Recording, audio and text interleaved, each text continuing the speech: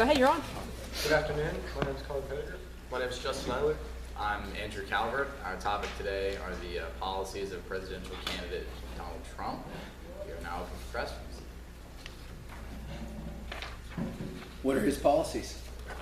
Regarding anything in particular, or do you just kind of want us to start going? He's a business mogul, so I think it's only fitting that we start with foreign policy. Start with his foreign policy? Yeah, you guys. I got you. Okay. All right, so what he believes is a lot of companies are taking their jobs out of the country and making their product for cheaper and then selling it back. And what he wants to do is keep all the jobs in America so that more products being produced and the economy is doing well. And he's spoken bad about some companies like Oreo. They moved their company, I think, from Indianapolis to Mexico, because of the product, and he wants just to get rid of that and make all the people come back to America. So he's not a capitalist then?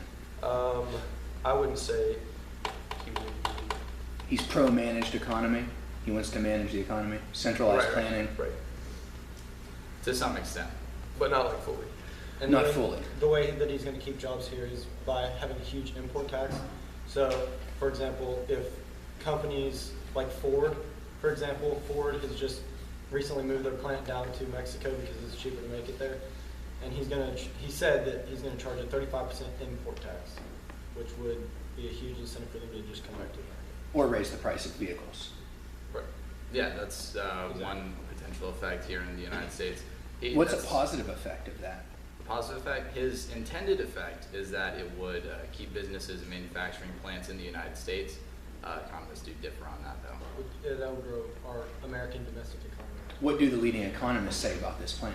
It's like everything, there are different opinions. One common example from here at LCA from Mr. Mers is that this kind of attack on the trade deficits the United States currently has would only serve to raise domestic prices here and hurt the U.S. economy in the long run. So Mr. Mers, as a leading economist, would be against Donald Trump's, let's say, his trade policies regarding specifically Mexico. In this case, he has also singled out China and Japan. He says with all the deals that we're making, we've been losing because they've been taking advantage of us, and they're getting more money, and we're having to pay more. What's his stance on the TPP?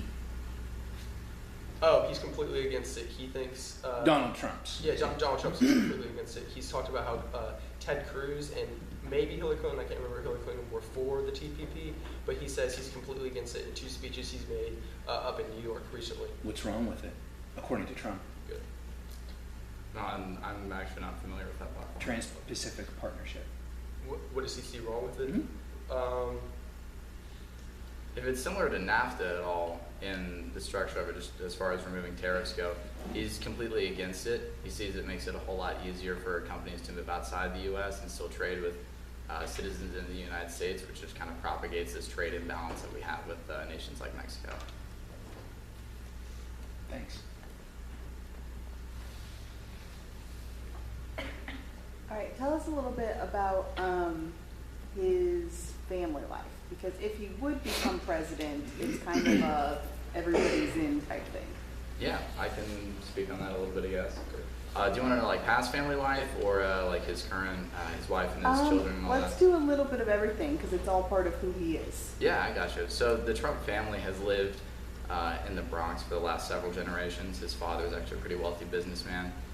Trump was born in 1946. He grew up in the Bronx, went to Wharton Business School where he received a BA in economics. He moved back to Manhattan and actually began his own working for his father's real estate firm there, where he received a small loan of $1 million for his own capital projects and whatnot. Since then, he's been married 3 times, I believe. He has 5 children between 2 of his wives, if I'm correct. And as far as family values go, he maintains pretty strong traditional family values. Has he ever wavered on that? The strong family value? In regards to marriage or Yes. He has in regards divorced 3 times, so I guess he would have a strong marriage values. So is that traditional? In today's society, it is. Well, traditional isn't today. Traditional is traditional with the fabric of the United States. Define, Can you explain a little more about these family values and? Yeah, the family values. He values spending time with his children and his current wife. The previous divorces, I don't think there were any sort of nefarious actions going on or anything outside the marriage. It was just kind of a disagreement between two people, which I myself am personally opposed to, but nothing criminal or certainly frowned upon happened among those. He just fired them. That would be one way to put it. How about abortion? As of now, the latest thing that he said is that he wants to defund Planned Parenthood and actually file criminal charges against women who have abortions. So defund all of Planned Parenthood, even the valuable, like birth control things that it provides. He wants to Are we defund- talking about go ahead. As of now, he wants to defund most of Planned Parenthood, but he changed his position 5 times in 3 days. So he said multiple different things on multiple different occasions. In regards to prenatal care and all that for women, he does want to set up other government-run and government-funded health clinics that would provide those same kind of services just without abortions, although I think it is critical to note that abortions aren't actually state-funded through Planned Parenthood as it exists right now, but he is against just defunding the entire program and then creating his own new one from scratch. And as in 1999, he was actually for abortion, and then that was when he was more of like a democratic idealist.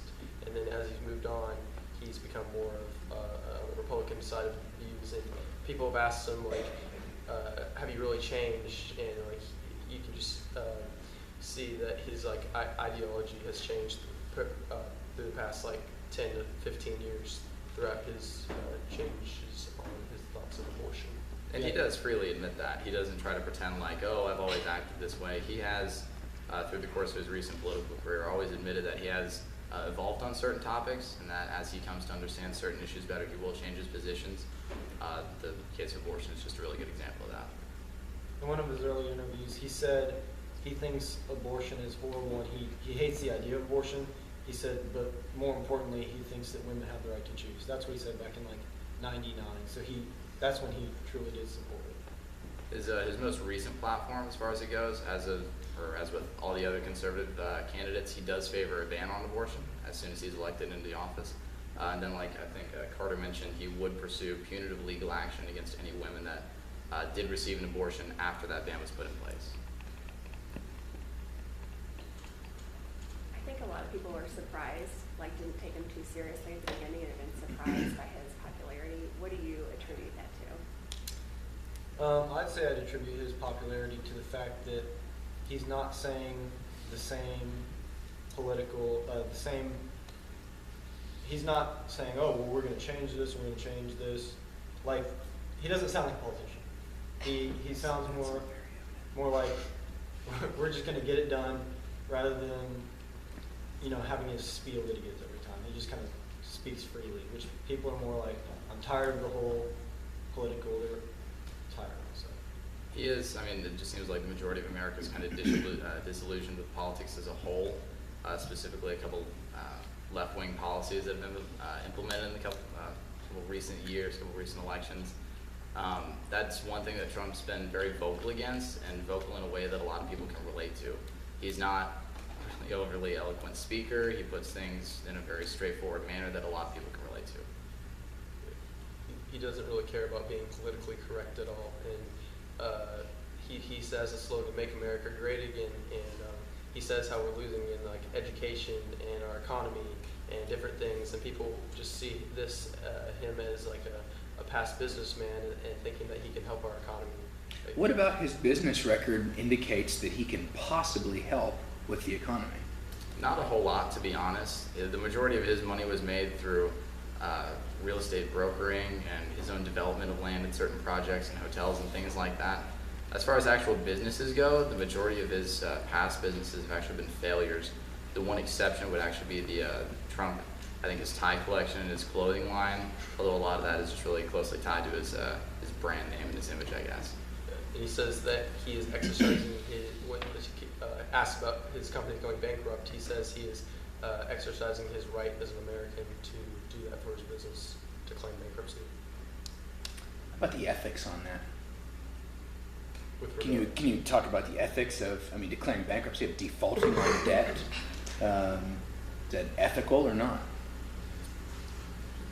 There would, I mean, of course, be multiple sides to that. Trump's opinion would be that he has amassed this great quantity of wealth, and that in his eyes, it only benefits America for him to kind of pursue his entrepreneurial spirit.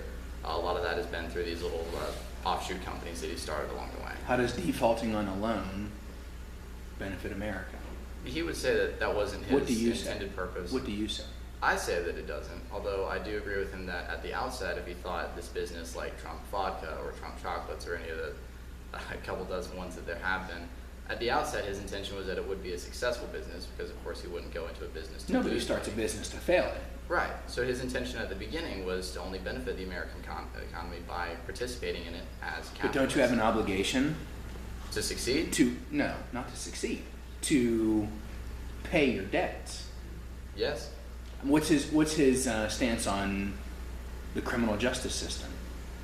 If you commit a crime, should you go to jail? In his Can opinion, you yes. default on that jail time?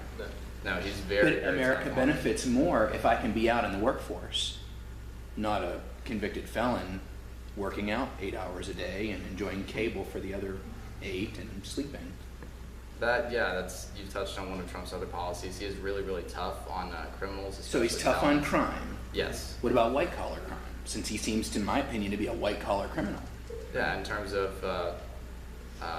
economic fraud, things like that. Yes, he's defrauding the system. I personally agree with you. He is to a large degree. There is also. How does kind he of wiggle attached out to of this. that? Trump, I really don't believe he can. It's one issue that hasn't really been addressed during this presidential election. Thanks. Carter, what do you think about his lack of political experience? I think that's part of the reason that he's so popular. Is people don't want someone who is experienced in politics, I guess, because they think he's more of a businessman, and being a businessman who's a billionaire, they think, oh, he knows what he's doing. When in reality, as we just explained, he really doesn't. But I think that contributes to his popularity. And also, there have been some past presidents previously got elected without political experience, such as Zachary Taylor, Ulysses S. Grant, and Dwight Eisenhower. But all three served in the military, and Trump has no military experience. All Can you read those presidents again, please? Zachary Taylor, Ulysses S. Grant, and Dwight Eisenhower. Okay, 1 out of 3. Right. Yeah. He left off there probably the most recent example of a complete political outsider to serve as president, Lyndon B. Johnson. Or no, I'm sorry. Jimmy Carter served right after him, and that didn't exactly go too well. He's governor. Give him some credit. Jimmy Carter? Yeah. He's governor of Georgia. Georgia. There we go. So I kind of want to piggyback on that question because this is one of the great debates. The great American economist, Mr. Merz, says we've had some vigorous debates at lunch. It's been pretty good. So this idea of a non-career politician being president, is that viable? Can you do that? Because maybe you don't know the system, how to play the game. What are Trump's strengths that would help him succeed? Well, yeah, from his viewpoint, if he does have any faults in how to really work the political world, he would kind of absolve those by bringing in outside help with him in terms of his cabinet and whatnot. He would surround himself with the best team possible so that he could succeed in making America great again. He hasn't actually named any names as far as who he would nominate for certain positions yet, although I believe those will be coming out in a couple months preceding the election. In my own opinion, I do think it's viable for an individual to come in, although I think they'd have to be pretty extraordinary to agree that I don't think Donald Trump is. And I'd say coming in not in politics, he's not tied to a super PAC, and he doesn't owe anyone anything. And He that's actually part of- is. 5% of his $36 million has been donated from super PACs. Small percentage, not completely funded by super PACs. Regardless, he doesn't owe anyone anything, and that's what he runs on. How does that 5% compare to the other presidential candidates? Ted Cruz, John Kasich. It'd be a whole lot less with the exception of Bernie Sanders. He prides himself on being self-funded. Besides, And he says he's going to make America great again because he's going to do what's best for America, not what's best for the people who funded him. So, well, what are some of the other characteristics? He's not tied to a super PAC. Okay. He doesn't owe anyone anything. I think Anything else? I that's think it gonna help helps that like his position with the business partner. He has a lot of high business deals with people in like Mexico and China and Japan, and like he's like a well-known figure. And I think it like around the world, although he might not be popular for the right reasons. Why doesn't he have business deals with Americans? I mean, He if he does. wants He to does bring, have several. Yeah, if he wants to bring, he who, does. Justin so was just highlighting a couple foreign nations that he particularly wants to work with and that he already has connections in those areas. can you give me a specific example, Justin, of one of his friendly relationships? I do not know a specific example. I just knew the countries that he was associated with because this is what he talked about in his speeches recently. Carter, do you have a specific example? As far as These one business single deals, individual, yeah, or these friendly relationships. I mean, because Mr. Harvey's question, it carries a lot of weight. I mean, he seems to be, it's debatable. I mean, he's a capitalist, he's a financier, he's an entrepreneur, if you want to say that. But what about foreign policy? What about education policy? What about these other policies? Because it's more than just balancing a checkbook, which he's not very good at, judging by his business failures. On education, he actually wants to abolish the Department of Education and bring it all down to the states level, and also do away with Common Core.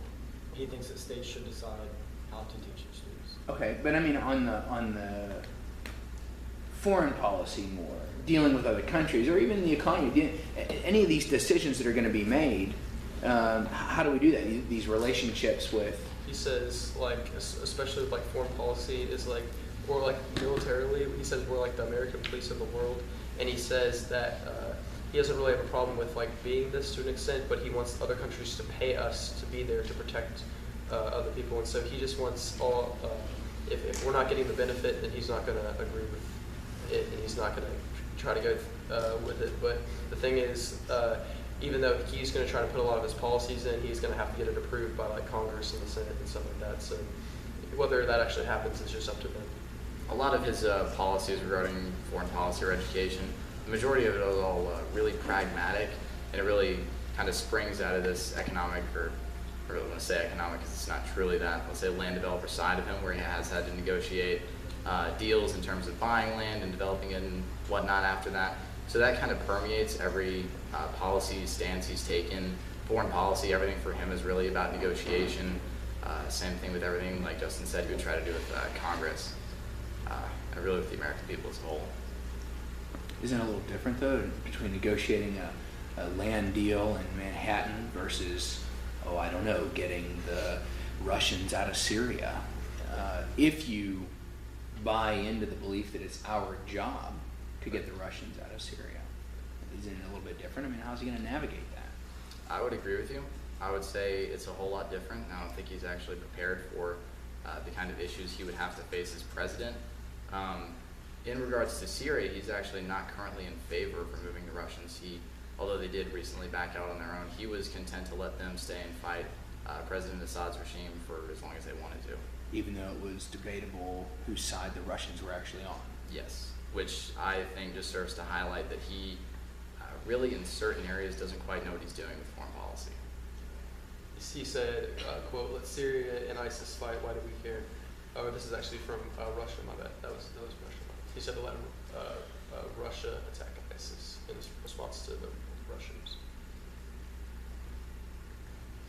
I think in that regard, if he became president, he would definitely need a strong team behind him that's experienced in foreign policy like that to be able to help him make decisions, because he truly doesn't know enough about the whole situation to be an effective president. Recently, he said, like, for vice president, he might even include some of the candidates that are running now, like Marco Rubio or John Kasich, or maybe Chris Christie. He's like recently, he's hinted at that. He hasn't said it for sure. I don't know more about a lot about those candidates if they have the background in that, but if they were to have the background in that, that would help them. What do you think are his chances of getting the nomination? Right now, it's in the polls or whatever, it shows that he has to, in order for him to get the nomination from the Republican side,